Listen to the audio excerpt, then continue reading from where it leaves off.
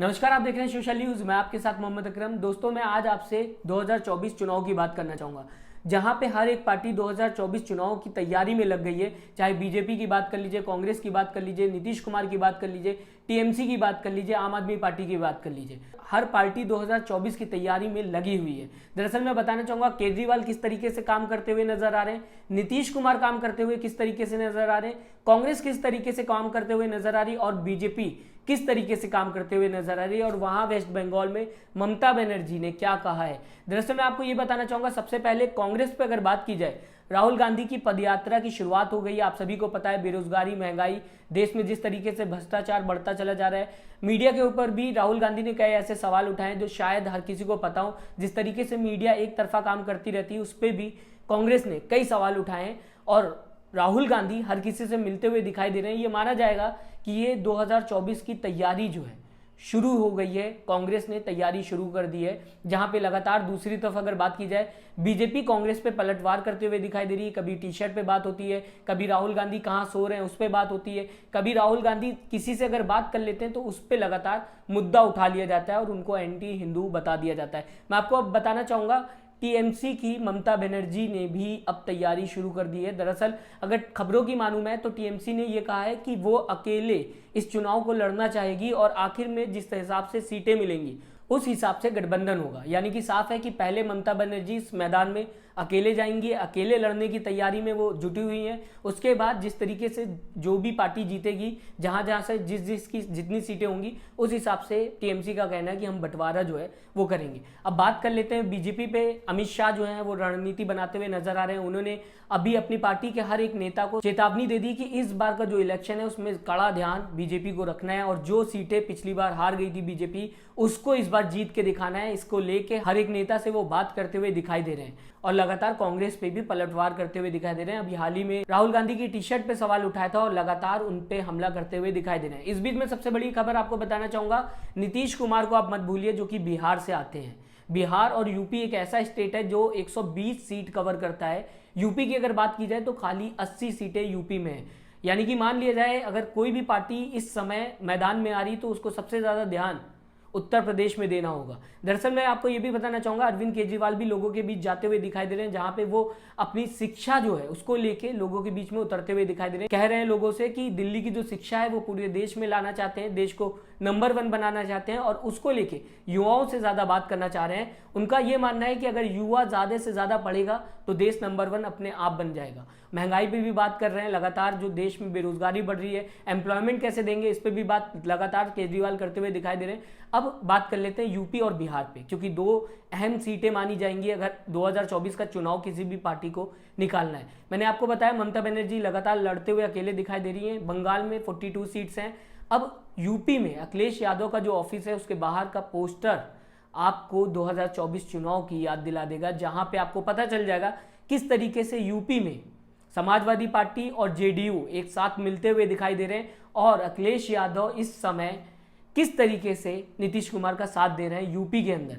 क्योंकि यूपी के अंदर अगर नीतीश कुमार को साथ मिल जाता है अखिलेश यादव का, तो शायद कुछ ना कुछ चमत्कार यूपी के अंदर हो जाएगा, कुछ सीटें नीतीश कुमार को मिल जाएंगी। अब आप सोच रहे होंगे मैं नीतीश कुमार पे क्यों बात कर रहा हूं, नीतीश कुमार ने तो ऐसा कुछ कहा भी नहीं है। दरअसल मैं आपको बताना चाहूंगा, अगर खबरों की माने तो नीतीश कुमार चुपचाप आराम से 2024 के चुनाव में लगे हुए हैं। वो किसी से इस बारे में बात नहीं करना चाहते। लेकिन अगर मैंने पहले जैसे आपसे बात की थी पिछली खबर में कि नीतीश कुमार की पार्टी के जिस तरीके से काम देखने को मिल रहे हैं, उससे यही लग रहा है कि नीतीश कुमार 2024 के चुनाव को लेके तैयारी में लगे हुए हैं। वो दिल्ली में भी आए थे, मैंने पिछली बार भी आपको बताया था, केजरीवाल से मिले और कई ऐसे नेता से मिले जिनसे लगता है नीतीश कुमार को 2024 में फायदा मिल सकता है। अब तेजस्वी यादव जिनके साथ साठगांठ कर रखी है नीतीश कुमार ने, उनका भी बयान मैं आपको सुनाना चाहूंगा। कोई कर नहीं पाया वो माननीय नीतीश कुमार जी करके दिखाएंगे।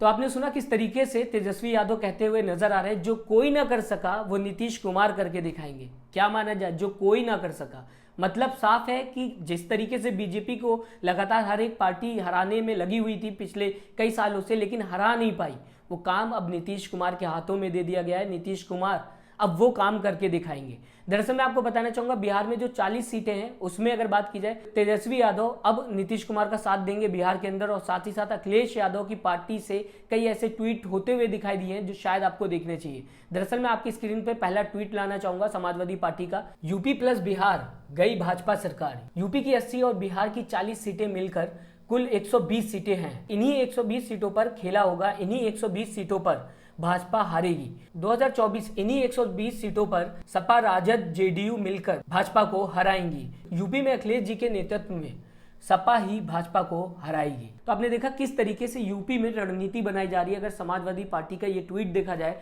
तो लग रहा है कहीं ना कहीं एक्टिव है काफी ज्यादा समाजवादी पार्टी जेडीयू को लेके। और साथ ही साथ मैं आपको बताना चाहूंगा अखिलेश यादव का जो ऑफिस है उसके बाहर पोस्टर लगा हुआ दिखाई दे रहा है, जिसमें एक तरफ अखिलेश यादव है, दूसरी तरफ जेडीयू के नेता यानी कि बिहार के सीएम नीतीश कुमार दिखाई दे रहे हैं। अब इसका मतलब साफ हो गया है कि नीतीश कुमार यूपी में क्यों आ रहे हैं। अगर आ रहे हैं तो इसका मतलब क्या है? साफ मतलब है 2024 की तैयारी में लग जाना।